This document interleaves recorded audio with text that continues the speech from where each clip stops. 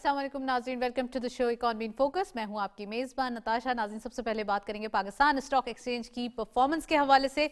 आज हम देख रहे हैं एक नया हाई दोबारा विटनेस किया गया, साथ साथ इंट्राडे हाई में भी मार्केट ने ऑल टाइम हाई विटनेस किया, यानी कि 1,87,000 अबव मार्केट ने इंट्राडे हाई पंच किया। और साथ साथ जो क्लोजिंग थी वो भी एक ऑप्टिमिस्टिक वे में बहुत ज़बरदस्त energetic performance 1,86,000 and there about market की परफॉर्मेंस रही क्लोजर में। और साथ साथ ये दोनों ही हम कह सकते हैं कि जो नंबर्स हैं वो all time high across the board देखे गए हैं। मार्केट की हिस्टोरिक हाई जो एक मोमेंटम है वो जारी है और इस वीक के अंदर तकरीबन तीसरा हाई ये बनता हुआ दिखाई दिया है। साथ साथ मार्केट के अंदर जो एक डेली पॉजिटिविटी है वो है 1400 अबव पॉइंट्स का इजाफा देखा गया। वो भी हम आपको अपडेट्स बताएंगे तो उसके अंदर बताएंगे। साथ साथ हम ये भी देख रहे हैं जो कुछ कन्वेंशनल स्क्रिप्ट्स और कुछ अनकन्वेंशनल भी सामने आ रहे हैं जिसके इम्पैक्ट्स मार्केट के ऊपर हैं। यानी कि ऐसा है कि तमाम चीज़ों में तमाम जो एक हमारे पास सेक्टर्स हैं उनके स्क्रिप्ट्स हैं उनमें ट्रेडिंग होते हुए दिखाई दे रही है। साथ साथ जो रेजिस्टेंस लेवल मौजूद था 1,80,000 1,81,500 का कहा गया था कि यहाँ मार्केट रेजिस्ट करेगी और यहाँ मार्केट जो है वो आ सकती है, बैकवर्ड भी ट्रेड कर सकती है, इस टाइप की चीज़ें कंसोलिडेट कर सकती है।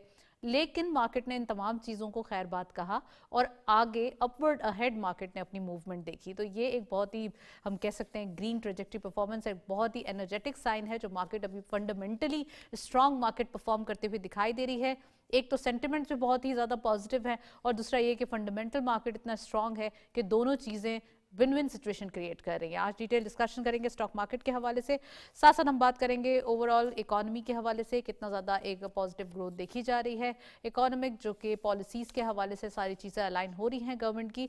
तो ये तमाम चीज़ें मिलकर पाकिस्तान स्टॉक एक्सचेंज को इन्फ्लुएंस दे रहे हैं कि किस तरीके से इकोनॉमी को एक तो इन्हांस भी करना है और मार्केट कितनी ज़्यादा अट्रैक्टिव हो जाती है। डिटेल डिस्कशन करते हैं, अपडेट्स देखते चलते हैं, आज के हाईलाइट्स क्या क्या रही, कौन कौन से वॉल्यूम्स रहे और साथ साथ मार्केट की परफॉर्मेंस क्या रही। Let's have a look.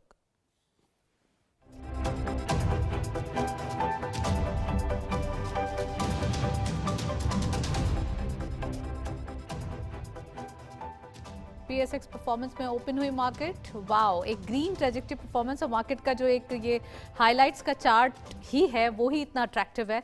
Open हुई मार्केट 1,85,062.1 के लेवल पर, हायर साइड मार्केट गई 1,87,015.11। ये ख्वाब दिखाई दे रहा है क्योंकि 200 के बहुत ही करीब लग रहा है इन लेवल्स पे मार्केट के। Lower was 1,84,896.7 and finally closure 1,86,518.71, यानी कि 1,456.61 का इजाफा आज की मार्केट में देखा गया इन अ सिंगल डे। और साथ साथ जो मार्केट की पोजीशंस देखी जा रही है, जो इन्वेस्टर्स कॉन्फिडेंस है, इस बात की आकाश कर रहा है कि आने वाले दिनों में मार्केट के अंदर मजीद नंबर्स जनरेट होंगे। वॉल्यूम्स भी देखते चलते हैं आज कौन कौन से वॉल्यूम्स जनरेट हुए। Only one script being in red territory के इलेक्ट्रिकल्स लिस्ट को लीड कर रहे हैं 0.01 के डिक्लाइन के साथ, माइनर डिक्लाइन है। 6.55 पे क्लोजर रहा, 77.88 मिलियन शेयर ट्रेड किए गए। हेस्कॉल सेकंड स्कॉट पे 1.22 का गेन देखा गया, 18.32 पे closure, 58.64 million share traded. Bank of Punjab third स्कॉट पे 0.72 का गेन देखा गया, 42.95 पे क्लोजर रहा, 54.52 million share traded. And fourth स्कॉट पे टेली 0.13 का इजाफा, 13.06 पे मार्केट जो है वो शेयर बंद हुआ, 46.93 मिलियन शेयर्स का कारोबार रहा। And lastly media times limited 0.23 का गेन देखा गया, 6.91 पे क्लोजर रहा, 44.82 मिलियन शेयर्स का कारोबार रहा। वॉल्यूम्स भी हेफ्टी आज देखे गए हैं और साथ साथ वही third tier scripts and second tier scripts में बाइंग देखी गई है जो कि एक मार्केट का फिनोमेना देखा जा रहा है आजकल रेगुलरली। लेकिन अगर बात की जाए ब्लू चिप के हवाले से तो ऑफ कोर्स वहाँ भी एक आपके सर्टेन इन्वेस्टर्स हैं जो डेली बेसिस पे नजर आते हैं इन्वेस्ट करते हुए, लेकिन वहाँ पे इतना ज़्यादा ट्रेड का एस्पेक्ट एक्सप्लोर नहीं होता।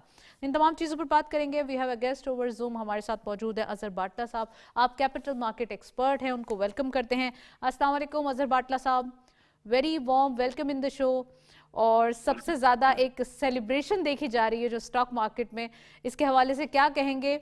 एक और ऑल टाइम हाई, एक और हिस्टोरिक हाई, इंट्राडे हाई में भी, क्लोजिंग में भी, कितना ज़्यादा ये मोमेंटम पॉजिटिव डायरेक्शन में दिखाई देता है और कितना ज़्यादा ये इन्वेस्टर्स को अट्रैक्ट करते हुए दिखाई दे रहा है? देखिए जी, आपने जो अपने इंट्रो में कहा कि 2 लाख जो है बड़ा क्लोज लग रहा है। अगर वैसे देखें तो लेस देन 10% अगर इंडेक्स सर्च करता है तो 2 लाख क्रॉस कर जाएगा।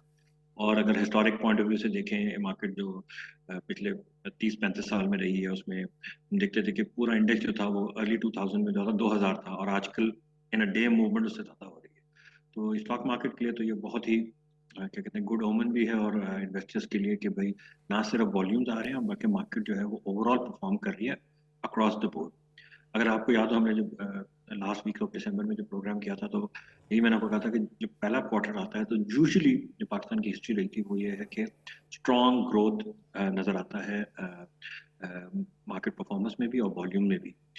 एक चीज जो लैकिंग है इस मार्केट में, जो पिछले मतलब 2 साल में जबकि पूरी मार्केट के परफॉर्मेंस में, फॉरेन इन्वेस्टर की participation from the by side. और वो यूजुअली इतने क्या कहते हैं इतने गायब नहीं होते मार्केट से, या इतने क्या कहते हैं एब्सेंट नहीं होते, बल्कि वो सेल साइड पे नजर आए हैं।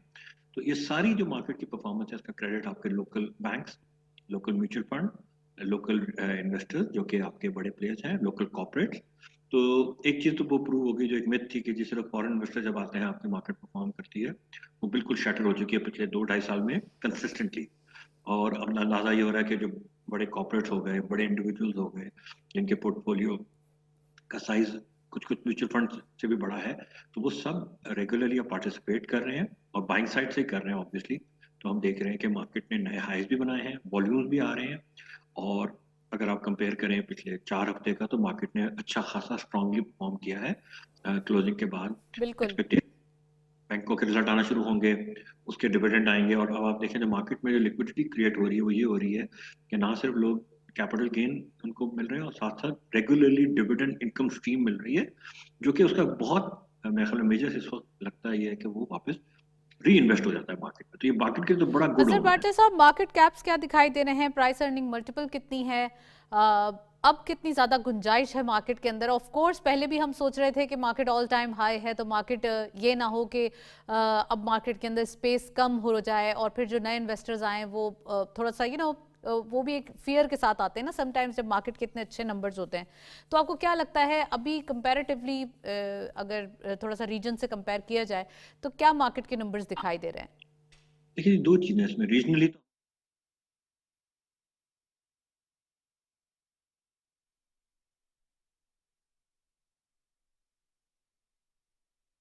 الله أكبر الله أكبر الله أكبر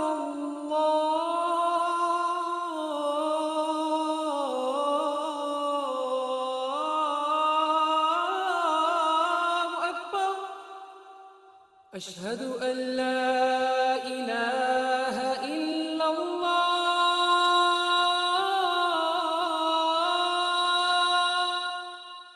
أشهد أن لا إله إلا الله أشهد أن محمد رسول الله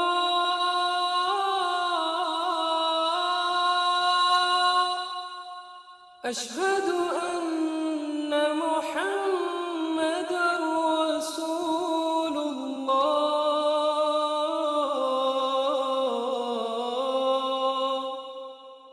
حي على الصلاة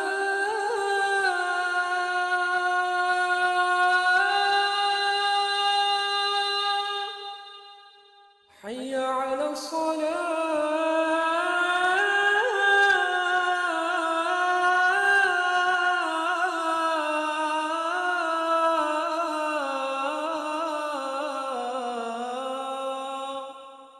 حي على الفلاح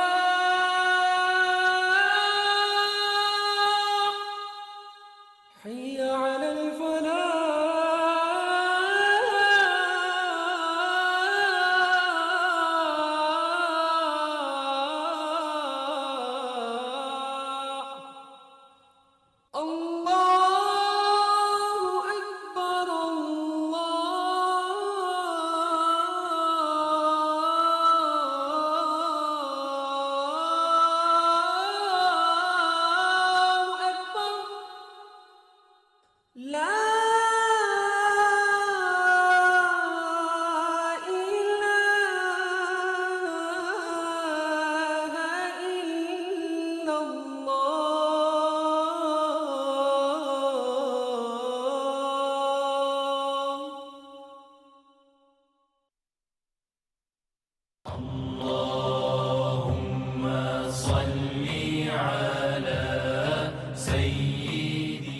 हजरत अब्दुल्लाह बिन उमर रज़ी अल्लाह ताला अन्हु से रिवायत है कि नबी करीम सल्लल्लाहु अलैहि वसल्लम ने फरमाया, मुसलमान वो है जिसकी जबान और हाथ से दूसरे मुसलमान महफूज रहें।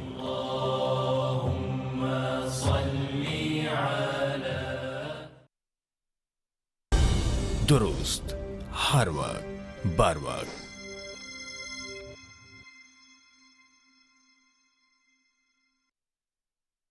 आईबोर प्लस रेट होता है, इस पे वो लेंडिंग करता है, तो उनका जो Right. स्प्रेड 6 to 8% से लेके 10 to 12% भी हो जाता है। तो एक एवरेज जो स्प्रेड है बैंकिंग का वो काफी स्ट्रांग है, और वो मोमेंटम जो है वो कंटिन्यू ही करेगा, क्योंकि अगर इंटरेस्ट रेट आधा % कम होता है तो वो डिपॉजिटर्स का तो फौरन उसी दिन या नेक्स्ट डे वो कट हो जाता है। लेंडर्स को जाहिर है फिर नेक्स्ट डे या जो उनका Right. rate होते हैं वो कम हो जाते हैं, बट उनका जो स्प्रेड है वो इंटैक्ट है। तो बैंकिंग के लिए तो मेरे ख्याल में ओवरऑल गुड न्यूज अभी तक है और रहेगी। देखना यह है कि बाकी जो सेक्टर है, क्योंकि जैसे आपने पहले कहा कि जी सबसे बड़ा तो बोरोवर आपका है बाकी कौन कौन से सेक्टर्स ऐड ऑन हो सकते हैं?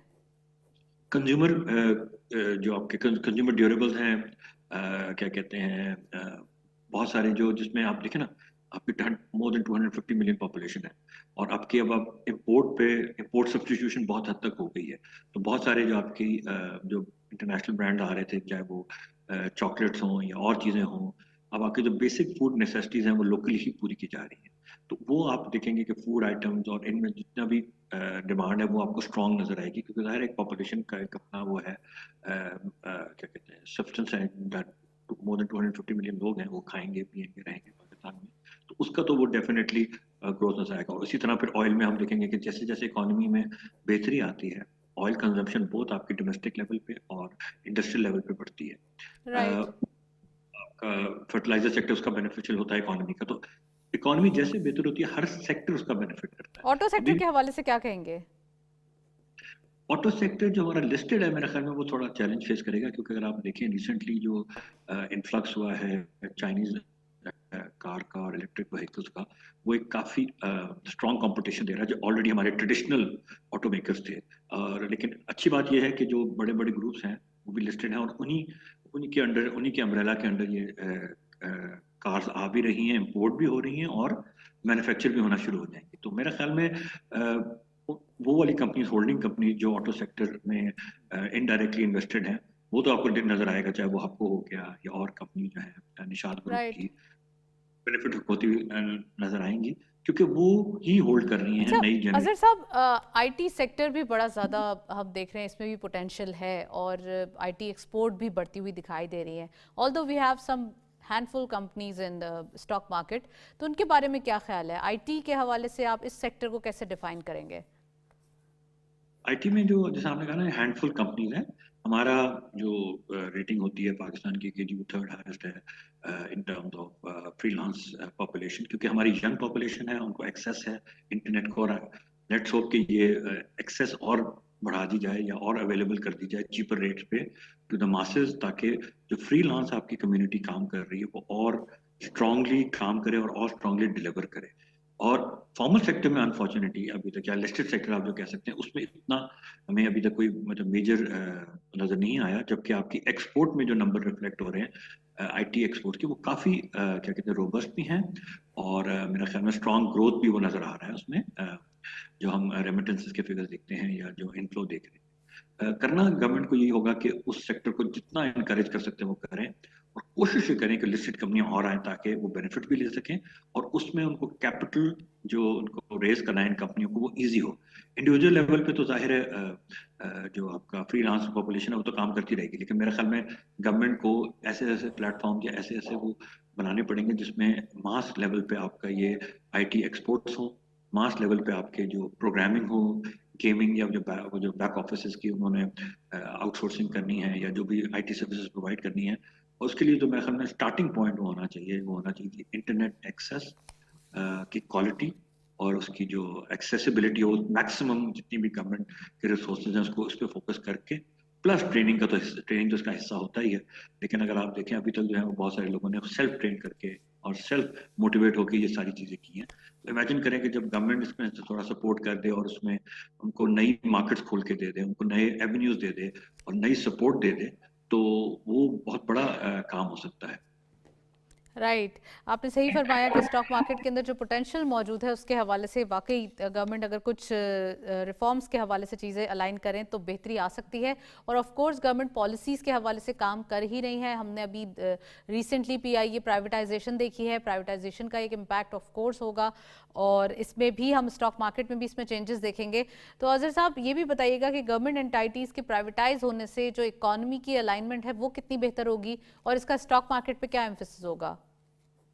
ये एक बड़ा डिफिकल्ट इशू है, क्योंकि अगर आप देखें पिछले 20 साल से जो भी इलेक्टेड गवर्नमेंट आ रही हैं सबसे पहले यही कह रही थी कि जी ये जो है स्टेट ओन एंटरप्राइज है सो इनको हमें प्राइवेटाइज करना ही है। आज से 17-18 साल पहले वो कहते थे जी 500 बिलियन, जबकि आपका डॉलर 100 रुपए का भी लगा रहे हैं तो $5 बिलियन का आपका ये वेस्टेज होगा। जी जी जी 25 साल पहले जब बैंकों को किया, बैंकों में भी यही हाल था कि वो 5 जो बैंक के टॉप परफॉर्मर्स हैं वो हर साल गवर्नमेंट से या तो वो उनको इंजेक्शन करना पड़ता था या वो लॉसेस डिक्लेयर कर रहे थे।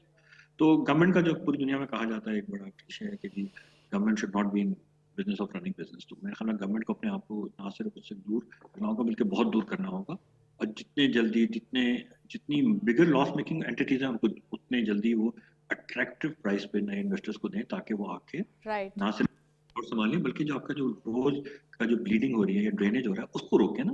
असल तो मसला गवर्नमेंट का वो है कि आप एक तरफ टैक्सेस लगाते हैं वो करते हैं और इतनी बड़ी बड़ी जो कॉर्पोरेशन है जिनको आप हाथी कहते हैं वो सारा आपका लॉसेस के फॉर्म में या आपके जो लोन्स हैं एग्जैक्टली अनपरफॉर्मिंग।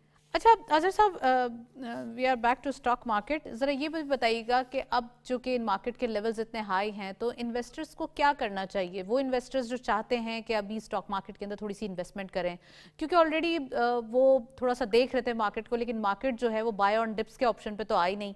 अब मार्केट कंसोलिडेट करती है, एब्जॉर्ब करती है और फिर स्टेबल करके आगे निकल जाती है। तो उस इन्वेस्टर को क्या एडवाइस करेंगे जो न्यू इन्वेस्टर है, जिनको नहीं पता कि कैसे इन्वेस्टमेंट करनी है और अब वो स्टॉक मार्केट में आना भी चाहते हैं because it is very attractive levels? लेकिन ये मार्केट में हमेशा अपॉर्चुनिटी तो रहती है। अभी जिस तरह आपने कहा अगर आप पिछले 2.5 साल में कंपेयर करें ऑल टाइम हाई और 4 टाइम्स आपकी मार्केट बढ़ चुकी है। 4 टाइम्स मतलब 5 टाइम्स हो गई है ऑलमोस्ट। अगर आप 40-50 हज़ार का इंडेक्स लें लोग का, तो one has to be very very cautious और अपनी जो है वो प्रॉफिट टेकिंग उनको रेगुलरली करनी चाहिए। नए वालों को अगर देखना है तो उनको एटलीस्ट उन चीज़ों में देखें कि अगर जिनमें dividend yield irrespective of the price की अगर वो बहुत बढ़ भी गई और डिविडेंड यील्ड अभी भी इंटैक्ट है जो कि आपके इंटरेस्ट रेट या उसके करीब भी है। अगर आपको इंटरेस्ट रिस्क फ्री रेट आपको 11% मिल रहा है तो अगर 8-9% डिविडेंड यील्ड वाला अगर आप लेते हैं तब तो आप फिर भी सेफ हैं। लेकिन अगर आप उससे ज़्यादा थोड़ा अग्रेसिव सांस ले रहे हैं मार्केट में तो फिर मार्केट जब करेक्ट करेगी तो फिर आपको थोड़ा वेट करना पड़ेगा। तो मेरे ख्याल में अपना पोर्टफोलियो ऐसे वो करें जिसमें जो डिविडेंड यील्ड है तो उनमें स्ट्रॉन्ग डिविडेंड यील्ड आइटम में जाएं और बाकी राइट आइटम इसका प्रॉफिट टेकिंग करते रहें, क्योंकि मार्केट ने कहीं नहीं जाना। मार्केट में आपको मौके भी मिलेंगे वो भी करेंगे, लेकिन जब आप ऑल टाइम हाई पे या हाईएस्ट पे जब आप स्टक हो जाते हैं तो इट टेक्स सम टाइम आपको फिर दोबारा वो रिटर्न आने में। तो उससे बहुत बेहतर है कि आप कॉशियसली ट्रेड करें, खासतौर राइट पर नए। अच्छा अजहर साहब यहाँ मैं आपको थोड़ा सा इंटरप्ट करूंगी। म्यूचुअल फंड्स के हवाले से भी बताइएगा। जब स्टॉक मार्केट बहुत बेहतरीन लेवल्स पर होती है समटाइम्स म्यूचुअल्स की सेलिंग आ जाती है, इट डिस्टर्ब्स द मार्केट। हमने देखा भी है काफ़ी अरसे पहले भी मार्केट में बहुत ज़बरदस्त मोमेंटम चल रहा था, पॉलिटिकल भी सर्टेनिटी थी, सब कुछ सही था। तो लेकिन उसके बावजूद जो कि म्यूचुअल्स ने सेल आउट किया तो फिर ये या फिर फिस्कल ईयर एंड हो रहा होता है जब भी ये सिचुएशन आ जाती है। तो अभी आप क्या देखते हैं, अभी मार्केट के अंदर कैसा ट्रेंड दिखाई दे रहा है? अगर आप इस साल का देखें शुरू में तो बड़ा स्ट्रांग है क्योंकि बैंकों ने और इंस्टीट्यूशन ने थ्रू म्यूचुअल फंड ही इन्वेस्ट किया है। जी देखिए म्यूचुअल फंड का अपना आपको ये रियलाइज करना पड़ेगा कि म्यूचुअल फंड का अपना पैसा नहीं होता, उनके इन्वेस्टर्स का पैसा होता है। तो अगर वो किसी भी वजह से चाहे वो ईयर एंड हो, अनसर्टनिटी हो या किसी भी वजह से वो विड्रॉ कर रहे हैं तो म्यूचुअल फंड को सेलिंग करके अपने वो पैसे हैं उनको रिटर्न करने होते हैं। और इसी बिल्कुल तरह जब वो पैसे डाल रहे होते हैं, अभी अगर सपोज करें मार्केट यहाँ से 10% और बढ़ जाती है और अगर म्यूचुअल फंड में इनफ्लो हो रहा है तो they have to buy in the market, क्योंकि उनका जो कैश पोर्शन है वो बहुत लिमिटेड होता है रेगुलेटरी पॉइंट ऑफ व्यू से। तो अगर उनके पास कैश फ्लो आ रहा है और नए उनमें क्या कहते हैं इन्वेस्टमेंट आ रही हैं, लोग म्यूचुअल फंड में इन्वेस्ट कर रहे हैं, तो उनको तो मार्केट में इन्वेस्ट करना पड़ेगा इरिस्पेक्टिव ऑफ द फैक्ट कि मार्केट कितनी रिस्की हो गई है या कितनी वैल्यू उसकी वो बढ़ चुकी है या कितनी ओवर वैल्यूएबल लग रही है। और उसकी जो दूसरी साइड में आपको कहता है कि अगर मार्केट अच्छी भी है, हालात क्या कहते हैं इकोनॉमिकली स्टेबिलिटी है पॉलिटिकल, और उसके बावजूद भी कुछ इन्वेस्टर्स हैं या जिन्होंने अपना रिटर्न इतना हैप्पी ले लिया है और वो अगर अपना बुक करना चाह रहे हैं तो वो तो अपनी राइट डालेंगे और उसकी वजह से म्यूचुअल फंड को अपना स्टॉक बेच के उनको पैसे रिटर्न करने पड़ेंगे। तो अजहर वो तो साहब एक एक और सवाल इंटरनेशनल इम्पैक्ट के हवाले से पूछना चाहती हूँ। यूएस एंड वेनेजुएला जो एक इश्यूज चल रहे थे, क्या इम्पैक्ट होगा इसका और किस तरीके से, क्या ऑयल प्राइसेस पे थोड़ा सा हम देखेंगे कि ये और मजीद गिरते हैं, क्योंकि ऑफ कोर्स वहाँ भी रिजर्व्स हैं, वो भी यूएस के पास आ रहे हैं। तो किस तरीके से आप इसे देखते हैं जो इंटरनेशनल पॉलिटिकल जो सिचुएशन चल रही है, यानी कि जियो पॉलिटिक्स जो चल रही है? इंटरनेशनली तो बड़ी ये वॉर अगर इकोनॉमी देखें पिछले, अगर आप 10-11 महीने से स्पेशली देखें तो बहुत इंटरनेशनली वॉलेटाइल रहा है, और मार्केट्स ने, पूरी दुनिया की मार्केट्स ने देखें जी इम्पैक्ट लेके फिर वो कर गए। ऑयल की सिर्फ नहीं प्राइस कम होगी, इसके और रीजनल इम्पैक्ट्स भी होंगे क्योंकि पूरा साउथ अमेरिका इन्वॉल्व है। तो फॉर टाइम बिंग तो नी जर्क रिएक्शन में ऑयल नीचे आया है, लेकिन क्या वो यूएस बिल्ड कर सकेगा कि पूरी अपनी उनकी जो सप्लाई है क्या कहते हैं वेनेजुएला से, और वो जो ऑयल उनको मिल सकता है रिफाइन होकर वो इंटरनेशनल मार्केट में, या यूएस यूज कर सकता है, तो वो तो भी मेरे ख्याल में थोड़ा फार फेच है। असल इम्पैक्ट जो इसका देखना है कि क्या कोई वर्ल्ड एक दोबारा कॉन्फ्लिक्ट की तरफ तो नहीं बढ़ जाएगा, क्योंकि देखें फिर रशिया भी है पावर, चाइना भी है, वो अपने अपने रीजनल कॉन्फ्लिक्ट में भी इन्वॉल्व है। तो क्या वो अपने राइट आप को बहुत स्ट्रॉन्ग इसी तरह यूएस की तरह बिहेव करना शुरू कर दिया? तो ऐसा तो नहीं है कि पूरी वर्ल्ड में जो अभी तक कॉन्फ्लिक्ट चल ही रहे हैं, अगर आप पिछले उससे देखें क्या नाम है, वो अगर हम एक साल ही हो गया ऑलमोस्ट, लेकिन market somehow because of the liquidity, market somehow because of the robust earning पूरी दुनिया में, और मेरे ख्याल में एक एवेन्यू सबको नजर आ रहा है। Markets have not reacted, they have reacted but they have come back to the levels, बल्कि ऑल टाइम हाई पे अगर आप देखें पूरी दुनिया की मार्केट्स जो है, और पाकिस्तान ने तो रीजनली पिछले 2.5 साल में जो परफॉर्म किया वो तो जाहिर है राइट। एक वेल अजहर बाट्टा साहब आप हमारे साथ मौजूद रहे, काफ़ी डिटेल एनालिसिस किया। खासकर हम देख रहे हैं स्टॉक मार्केट में फंडामेंटल्स स्ट्रॉन्ग मार्केट दिखाई दे रही है। दिस इज़ द रीज़न कि मार्केट में कोई भी, हम कह सकते हैं कि जितना भी कोई भी इम्पैक्ट आए वो पॉजिटिविटी के साथ तो मार्केट उसको लेती है, उस ट्रिगर लेती है। नेगेटिव आता है तो उसको खैर बात कहती है। हमारे पास कुछ अपडेट्स मौजूद हैं, let's have a look commodities के हवाले से क्या अपडेट्स हैं, देखते चलते हैं।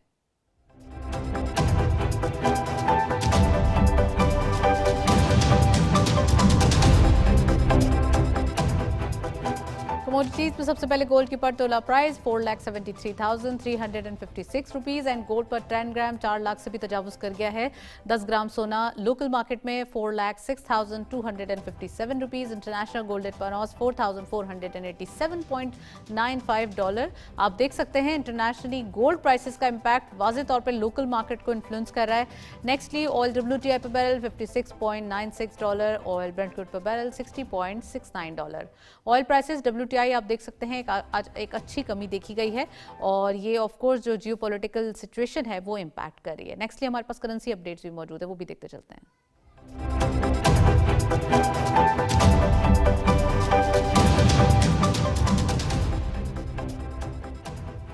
करेंसी में सबसे पहले यूरो बाइंग रही 327.6 rupees, selling was 328.18। UK pound buying रही 378.28 rupees, selling was 378.95। US dollar buying रही 279.95, सेलिंग वॉज 280.45। वाओ, आप देख सकते हैं यूएस डॉलर की जो एक परफॉर्मेंस है फाइनली 280 से भी डिक्लाइन कर गया है। ये पाकिस्तान के लिए बड़ी विन विन सिचुएशन है। लास्टली चाइनीज युआन बाइंग रही 40.09 रुपीज, सेलिंग वॉज 40.16। नेक्स्टली हमारे पास जीसीसी करेंसी अपडेट्स भी मौजूद हैं, let's have a look. Saudi riyal सबसे पहले बाइंग रही 74.65 rupees, selling was 74.78। Nextly UAE dirham buying रही 76.24 रुपीज, सेलिंग वॉज 76.37। कतरी रियाल बाइंग रही 76.7, selling was 76.84 rupees and lastly Kuwaiti दिनार बाइंग रही 911.53, सेलिंग वॉज 913.16। ये थे अपडेट्स आज की मार्केट के। साथ साथ हम ये भी देख रहे हैं कि एक पॉजिटिव अप्रोच देखी जा रही है, एक इंटरनेशनली इम्पैक्ट है गोल्ड के प्राइसेस के हवाले से। नेक्स्टली अगर हम बात करें थोड़ा सा जो इंटरनेशनल इम्पैक्ट ऑफ कोर्स वो एक डिवाइड हो रहा है, वहाँ ऑयल प्राइसेस के हवाले से हमारे लिए एज आ जाती है इम्पोर्ट बिल के ऊपर, जो कि इम्पैक्ट देगा और हमारे जो इन्फ्लेशन के नंबर्स हैं उससे मजीद कम होते हुए दिखाई देंगे। इन तमाम चीज़ों पर हमने आज बात की। साथ साथ हमारे पास कुछ और भी न्यूज़ मौजूद हैं जो आपसे शेयर करना जरूरी है। प्राइवेटाइजेशन के हवाले से बात करें अगर, तो निजकारी के लिए इस्लाहात यानी कि रिफॉर्म्स में तेजी लाई जाए, ये प्राइम मिनिस्टर साहब का इनिशिएटिव है कि जितना जल्दी हो सके, खासकर प्राइवेटाइजेशन का मरहला जिस तरीके से PIA की प्राइवेटाइजेशन की गई है, जिस तरीके से इसको प्राइवेट एंटाइटी बनाया गया है, इसमें ट्रांसपेरेंसी को मद्देनजर रखा गया और ख़ासकर इसमें डॉक्यूमेंटेशन के हवाले से बहुत ज़्यादा एक हम कह सकते हैं शफाफियत का मुजाहरा किया गया। वहीं मजीद निजकारी के जो मामलात हैं इनको मजीद बेहतर करने के लिए, तेज़ करने के लिए प्राइम मिनिस्टर साहब ने ये इनिशिएटिव लिया है कि जितना जल्दी हो सके इसे ज़रा थोड़ा सा फास्ट पेस पे लाया जाए। तो आज हम ये डिटेल डिस्कशन भी करेंगे, साथ साथ हम ज़रूरी बरामदात के हवाले से बात करेंगे। ऑफ कोर्स एग्रीकल्चर में इसकी एक्सपोर्ट की बहाली के लिए ज़रूरतमंदाना 5 साला हिकमत अमली तैयार की जाए, ये भी प्राइम मिनिस्टर साहब ने हिदायत की है कि जितनी जल्दी हो सके एग्रीकल्चर सेक्टर को प्रमोट करना है, एग्रीकल्चर के हवाले से सोचना है, क्योंकि पाकिस्तान पहली एग्रो बेस्ड कंट्री है और अब इसके अंदर वाकई जो एक पंच है ना हमारा वो सेट करना है। तो इसके हवाले से आज प्राइम मिनिस्टर साहब ने हिदायत की और ये सबको बावर करवाया कि तरीके से ये काम होना चाहिए। तो आज हम ये भी बात करेंगे एग्रीकल्चर सेक्टर के हवाले से, और पाम ऑयल के हवाले से बात करना ज़रूरी है। ऑफ कोर्स हमारा जहां हम क्रूड ऑयल के बिल की बात करते हैं वही हमारा पाम ऑयल का बिल भी बहुत ज़्यादा है। इस तरीके से इसको थोड़ा सा केटर करना चाहिए, इसको कैसे किया जाएगा, हमारे पास इसकी काश्तकारी का इंतज़ाम कैसा है, तो आज इसके हवाले से भी बात करेंगे। प्राइम मिनिस्टर साहब ने इसके ऊपर भी एक इनिशिएटिव लिया है और कहा है कि जितनी जल्दी हो सके जो हमारी कोस्ट लाइन है यानी कि साहिली पट्टी हैं इसके ऊपर पाम ऑयल की पैदावार के लिए, पाम ऑयल की प्रोडक्शन के लिए पॉलिसी रोड मैप तैयार किया जाए और इसको जितना जल्दी हो सके उतना बेहतर होगा, क्योंकि हमारे पास ये चीज़ें जो हैं ये हमारे इम्पोर्ट बिल पे एक एक्सेस बैगेज हम कह सकते हैं क्रिएट करती हैं। इन्वेस्टमेंट के हवाले से आपको बताएं अगर तो यहाँ पर इन्वेस्टमेंट अपॉर्चुनिटीज़ हैं, कॉन्फिडेंस इसमें बढ़ रहा है और साथ साथ पाकिस्तान में तकरीबन 21,000 से ज़्यादा नई कंपनीज भी रजिस्टर्ड हुई हैं।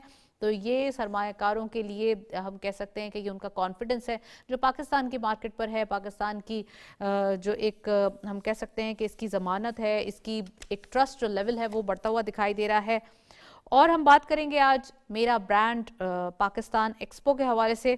400 हम कह सकते हैं इससे भी ज़्यादा छोटे और दरमियाने दर्जे के कारोबारी इदारों की शिरकत हुई है, 400 से ज़्यादा SMEs की शिरकत हुई है। इट मीन्स कि यहाँ पर मेरा ब्रांड पाकिस्तान एक्सपो जो है वो जारी उसारी है और इसके अंदर सबसे ज़्यादा एक खुशाइन बात यह है कि अपने जो ब्रांड है इसको प्रमोट किया जा रहा है, यानी कि पाकिस्तानी ब्रांड, पाकिस्तान की मैन्युफैक्चरिंग है इसको ज़्यादा हम कह सकते हैं कि परफॉर्म किया जा रहा है, इसी को ज़्यादा इन्हांस किया जा रहा है। तो आज हम ये भी बात करेंगे कितना ज़रूरी है पाकिस्तान में ब्रांडिंग का कॉन्सेप्ट एक एग्जैजरेट होना, और दूसरा ये कि यहाँ पर जितना ज़्यादा हो सके पाकिस्तान में पाकिस्तान की ब्रांड्स बनेंगी उतना ही हम फॉरेन करेंसी फैच कर पाएंगे।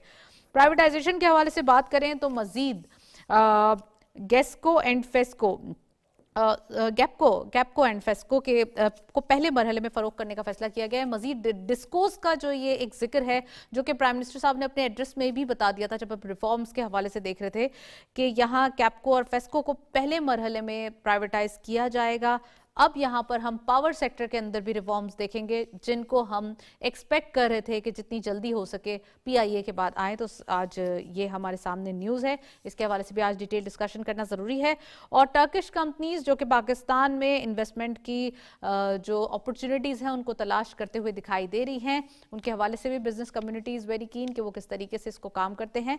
और ख़ासकर जो टर्किश कंपनीज पहले भी पाकिस्तान में कुछ इस टाइप की इन्वेस्टमेंट कर चुकी हैं जो कि मैन्युफैक्चरिंग के शोबे में थी, और इसमें पाकिस्तान के पास उससे पहले जो है वो मैन्युफैक्चरिंग के अंदर वो काम नहीं हो रहा था। जैसे टेक्सटाइल के हवाले से कुछ चीज़ें ऐसी थी जो कि सिर्फ टर्किश कंपनीज वो टेक्नोलॉजी लाई थी। तो इस तरीके से अभी भी वो दिखाई दे रही हैं कि वो इन्वेस्टमेंट लाने के लिए कीन है और पाकिस्तान बिजनेस कम्युनिटी उनको वेलकम करेगी। और जहां रीजनल कनेक्टिविटी के हवाले से हम बात कर रहे हैं, बायलैटरल रिलेशन के हवाले से बात कर रहे हैं, वहीं हमारे पास पाकिस्तान और इंडोनेशिया के अंदर जो स्पाइसेस हैं यानी कि मसाला जात हैं और ज़रूरी मसनूआत की तिजारत के फ़रोग के लिए इस पर बातचीत हो रही है, इस पर इत्तफाक किया जाएगा। स्पाइसेस पाकिस्तान के पहले ही बहुत ज़बरदस्त हैं और इसके साथ साथ जो एग्रीकल्चर प्रोडक्ट्स हैं उनमें भी पाकिस्तान की मिट्टी का अपना फ्लेवर है। तो आज हम ये भी बात करेंगे कितना ज़्यादा हमारे पास चीज़ें मौजूद हैं। एक रिपोर्ट देखते चलते हैं, इकॉनमी के हवाले से फिर वापस आते हैं, सेकेंड सेगमेंट का आगाज़ करते हैं।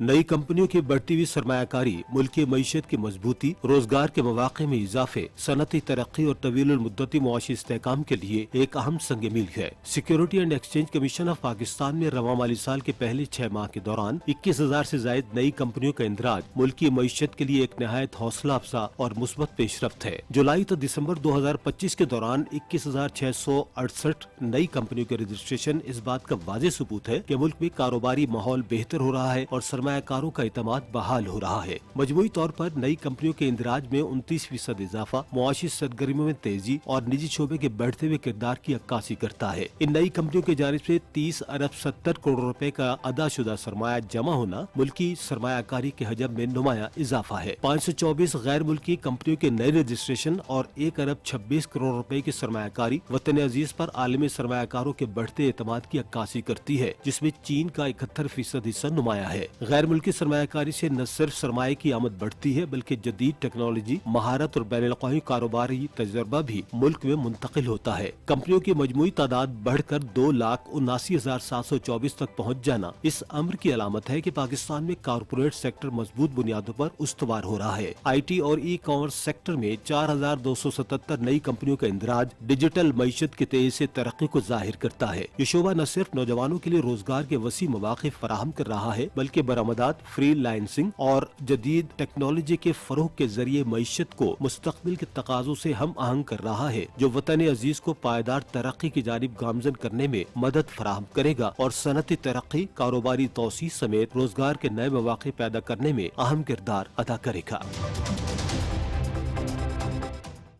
जी, रिपोर्ट आपने देखी। इन तमाम चीज़ों पर बात करेंगे। We have a guest in Karachi studios. हमारे साथ मौजूद हैं सैयद खालिद फातमी साहब। आप एनालिस्ट भी हैं, एक्सपर्ट भी हैं, उनको वेलकम करेंगे। अस्सलाम वालेकुम खालिद फातमी साहब, very warm welcome in the show. सबसे पहले ये बताइएगा कि इन्वेस्टर्स कॉन्फिडेंस बढ़ रहा है और साथ साथ यहाँ पर तकरीबन 21,000 से ज़ायद कंपनीज रजिस्टर्ड हुई हैं पाकिस्तान में, जहाँ वहीं हमारे पास ये भी देखा जा रहा है कि मेरा ब्रांड पाकिस्तान एक्सपो भी लगाया गया है। 400 से ज़ायद SMEs ने भी शिरकत की है। कितना ज्यादा पाकिस्तानी आप कीन देख रहे हैं इनको कि ये बिजनेसेस के हवाले से, यानी कि बिजनेस स्टार्ट करना है, एंटरप्रेन्योरशिप स्टार्ट करनी है, छोटा कारोबार या बड़ा कारोबार या दरमियाने दर्जे का यानी कि मीडियम एक टियर, वो भी देखा जा रहा है। कैसे देखते हैं फातमी साहब?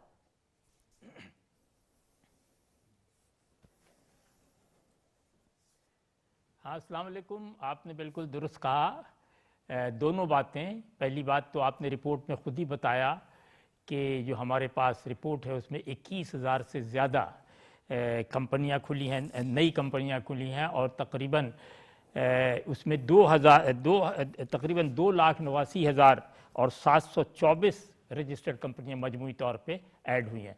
मैं ये समझता हूँ लास्ट टाइम मेरा ख्याल ये 2 हफ्ते या 1 हफ्ते पहले भी इस पे बात हुई थी कि हमारे यहाँ जिस तेज़ी से बैरूनी कंपनियां खुल रही हैं, एक तरफ 2 बातें, एक तरफ ये कि हमें पैसे भी आ रहे हैं, बड़ी रकम मिल रही है, और दूसरी तरफ ये गोया बैनुल-अक़वामी, इंटरनेशनल या ग्लोबल एतमाद की निशानी है कि वो ममालिक जो अब तक खामोश थे या दूर थे, वो अब आहिस्ता आहिस्ता हमारे यहाँ रजिस्ट्रेशन कर रहे हैं। और इसमें जो सबसे बड़ी बात चाहिए वो ट्रांसपेरेंसी है कि उनकी तमाम जो रजिस्ट्रेशन से लेके उनके काम करने तक की तमाम मरहले जो हैं उसमें इतनी आसानियाँ पैदा की गई हैं, हुकूमत ने इतनी आसानियाँ उनको दी हैं कि उन्हें किसी किस्म की किसी स्टेज पे कोई दुश्वारी नहीं है।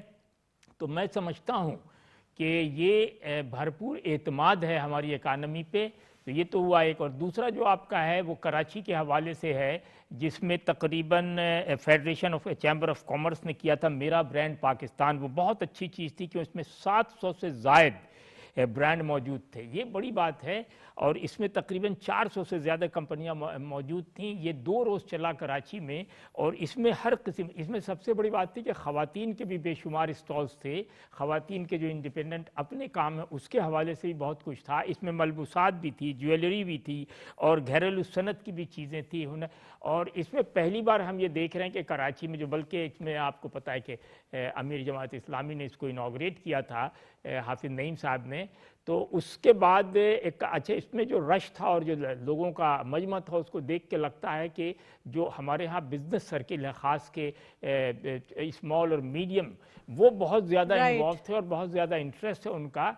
तो ये इस लिहाज से मैं कह सकता हूँ कि पाकिस्तान में पहली बात ये हमें गलत, मैं अगर गलत ना कहूँ तो हमें इज़राइल को दुआ देना चाहिए कि उनके जुल्म की वजह से जो मुसलमानों में एक बेदारी पैदा हुई पूरी दुनिया में, उसमें पाकिस्तान सफ़े अव्वल पे है कि पहली बार पाकिस्तान में ये नारा लगाया गया कि जनाब हम अपना ब्रांड इस्तेमाल करेंगे, वरना इससे पहले शायद हमें जहन में ख्याल ही ना आया हो, क्योंकि हम ज़ाहिर है पूरी दुनिया में ग्लोबल चीज़ें इस्तेमाल होती हैं, बल्कि हमारे यहाँ नहीं बल्कि पूरी दुनिया में एक नया रुझान भी आ रहा है जो जिंदा फातमी कौमें साहब हैं, बिल्कुल वो सही ये कहती फरमाया हैं कि आपने। बजाय हम आपसे एक दूसरों और को सवाल पैसे करना चाहती हूँ, वो ये कि एग्रीकल्चर सेक्टर के हवाले से बात करें तो प्राइम मिनिस्टर साहब ने वाज़े तौर पे हिदायत दी है कि एग्रीकल्चर के अंदर यानी कि उसकी एक्सपोर्ट बढ़ाने के लिए पॉलिसी उसके लिए तैयार की जाए, कोई हिकमत अमली तैयार की जाए और इसमें 5 साल हिकमत अमली होनी चाहिए। तो ये प्राइम मिनिस्टर साहब ने हिदायत की है।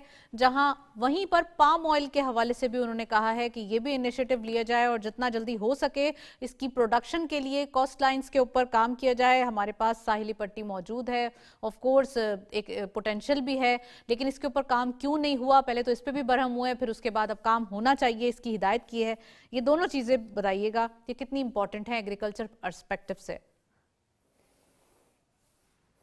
हाँ, हुकूमत ने वफाकी और सूबाई दोनों सतह पे ये असल में जो है ना वर्किंग ग्रुप के एक इजलास से ख़ताब कर रहे थे प्राइम मिनिस्टर साहब, उसमें उन्होंने कहा कि 5 साला हिकमत अमली यानी कैसे जिसको हम कहते हैं कि 5 साला जुरतमंदाना हिकमत अमली जिसमें ज़रई पैदावार बढ़ाई, उसमें उन्होंने बहुत सारी बातें की, जिसमें सबसे अहम जो उनका कहना था वो ये कि क्या हम पाकिस्तान को एग्रीकल्चर में जो मॉडर्न दुनिया के महज़्ज़ब ममालिक हैं या तरक्की याफ्ता ममालिक हैं उनके साथ लेके चल सकते हैं या नहीं।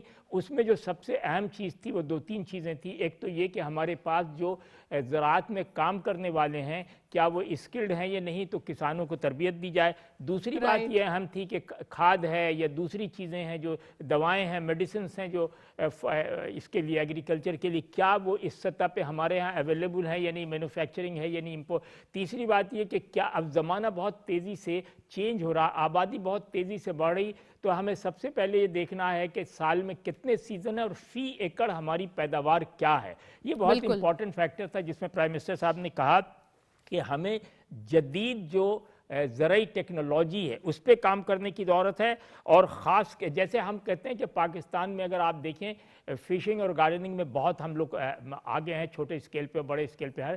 तो प्राइम मिनिस्टर साहब ने कहा कि हम चाहते ये हैं कि 5 साल में एक ऐसी हिकमत में अमली तैयार की जाए जिससे ये तय किया जाए कि पाकिस्तान में जो ज़राअत का शोबा है वो अभी तक पुराना शोबा नहीं है बल्कि हम बहुत ज़्यादा आगे निकल गए। दूसरी बात जो आपने पाम ऑयल की कही, देखिए आपको खुद पता होगा तारीख़ के हवाले से हम देखें कि palm oil south east Asia की चीज़ नहीं थी आज से 60 साल पहले, यानी 55-56 तक ये सिर्फ अफ्रीका के बारे में था कि वहाँ पाम ऑयल होता है क्योंकि उनके यहाँ इस किस्म के साहिल थे जहाँ। लेकिन उसके बाद जब मलेशिया इंडोनेशिया में आया तो आपको पता कि इतनी तेज़ी से हुआ जिसका हम तसव्वुर नहीं कर सकते। अफ्रीका बहुत पीछे रह गया और ये पूरी दुनिया को palm oil Indonesia Malaysia supply कर रहा है, दे रहा। तो अगर वो कर सकते हैं तो हमारे पास जो पूरी सिंध की साहिली, बलूचिस्तान की साहिली पट्टी, अगर तो हमने इस पे से पाम ऑयल को अजय कोई बहुत मुश्किल काम नहीं, अगर आपने पूरा जोर लगा दिया तो आप इसमें कर सकते हैं 5 साल 10 साल में। जिस तरह आपने दूसरी फसलें की, जैतून की कर ली, स्ट्रॉबेरी की कर लिया, जो चीज़ें यहाँ नहीं थी वो भी अब पैदा कर रहे हैं। तो इसी तरह पाम ऑयल में अगर आप आगे निकल गए तो एक तो आप सेल्फ सफिशिएंट, क्योंकि इस वक्त बहुत बड़ी मकदार में बहुत बड़े हमारे फॉरेन एक्सचेंज से हम पाम ऑयल मंगवाते हैं बाहर से, उससे बच जाएंगे, हमारे यहाँ चीज़ें हो जाएंगी। जी अच्छा, प्राइवेटाइजेशन के हवाले से भी प्राइम मिनिस्टर साहब ने बात की है, तो फातमी साहब ये भी बताइएगा कि खासकर कैप्को के लिए और फेस्को को पहले मरहले में यानी कि फर्स्ट फेज में फरोख्त करने का फैसला किया गया है। इसकी प्राइवेटाइजेशन के हवाले से अब जो है हम मरहला वार देखेंगे। साथ साथ ये भी बताइएगा कि प्राइम मिनिस्टर साहब ने जो कहा है कि प्राइवेटाइजेशन के मरहलों में तेजी लाई जाए यानी कि फिल फॉर किया जाए, इसको कैसे देखते हैं आप? इससे कितना ज्यादा हम तेजी से क्या मुराद है? यानी कि प्राइम मिनिस्टर साहब ने पीआईए के हवाले से कहा था, तो अब पीआईए की प्राइवेटाइजेशन हो चुकी है, अब कैप्को और फेस्को के हवाले से बात हो रही है, तो कितनी जल्दी हम इसको विटनेस करने वाले हैं, क्या लगता है आपको? देखिए बहुत वाज़े कहा प्राइम मिनिस्टर साहब ने कि फरवरी में आपको गुजरानवाला और ये जो है फैसलाबाद, ये दो जो है इसको हर हाल में पहले मरहले में करना, उसके बाद फिर इस्लामाबाद और दूसरे होंगे।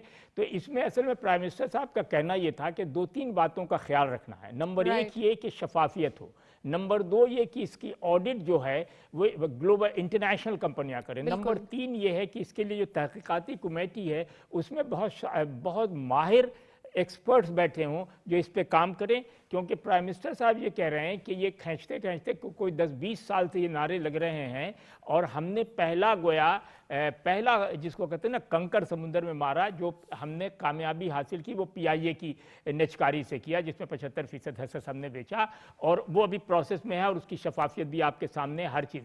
तो वो ये चाहते हैं कि ये प्रोजेक्ट जो है अगर फरवरी में हो जाता है तो बकिया जो प्रोजेक्ट हैं इलेक्ट्रिक कंपनी के हवाले से, सप्लाई कंपनी के हवाले से, वो भी हर हाल में इस साल के एंड तक खत्म हो जाए। यानी उनका अगर आप पूरे जिस समझे जो प्रेशर का है या जो तकरीर का है या जो खिताब का है या जो हिदायतों का है, वो ये है कि 2026 में निचकारी का काम हुकूमत अपने सर से बोझ उतार दे ताकि ये फ्री हो जाए कि अब हम किसी चक्कर में नहीं। तो ये मैं समझता हूँ अगर इसमें कामयाब हो जाए, बिल्कुल फातमी साहब, बिल्कुल ठीक फरमाया आपने। क्योंकि मैं आपको तो इसमें हर्डल्स बहुत थी, इसमें सबसे बड़ी हर्डल्स इल्जामात। हाँ, there is a will, there is a way, of course ये दिखाई दे रहा है। खासकर हम बात करें रीजनल कनेक्टिविटी की, तो रीजन में भी हम ट्रेड के एस्पेक्ट देख रहे हैं।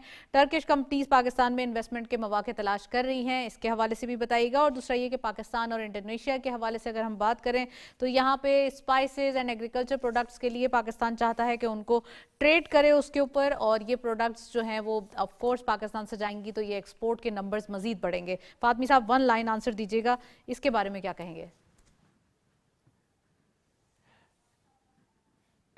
देखिए, इंडोनेशिया और पाकिस्तान फासले के लिहाज से बहुत दूर है, लेकिन खाने पीने और मिजाज के एतबार से फार ईस्ट और साउथ ईस्ट एशिया बहुत सारी चीज़ों में, मसाले में एक है। लौंग है, जवित्री है, हल्दी है, इलायची है, दारचीनी है, ये सब जगह इस्तेमाल होता है जो इंडोनेशिया एक्सपोर्ट करता है। इंडोनेशिया के हवाले से जो बिजनेस पिचिंग कॉन्फ्रेंस हुई है इंडोनेशिया सफारत खाने में, कराची में, कौंसलेट में, नॉट सफारत खाने में, वहाँ दोनों ग्रुप ने बैठ के फैसला किया है जिसमें एक ही लफ्ज़ उन्होंने कहा कि ये वक्ती नहीं होना चाहिए बल्कि रेगुलर बुनियाद पे, मुस्तकिल बुनियाद पे हमारा और इंडोनेशिया का, जिसमें लॉजिस्टिक भी आ जाए, शिपिंग भी आ जाए, एक्सपेंसेस भी आ जाए और हम दोनों एक दूसरे के साथ मुस्तकिल बुनियाद पे बिजनेस कर सकें। वेल फातमी साहब, थैंक यू सो मच, आपने प्रोग्राम में ज्वाइन किया, डिटेल डिस्कशन की हमने। साथ साथ हम ये भी देख रहे हैं कि पाकिस्तान रीजनल कनेक्टिविटी और ट्रेड के हवाले से काफ़ी मेजर्स और काफ़ी स्टेप्स ले चुका है जिसके इम्पैक्ट्स हम यकीनन फिस्कल ईयर के एंड में देखेंगे। दैट इज इट, प्रोग्राम को वाइंड अप करते हैं, इजाजत दीजिए।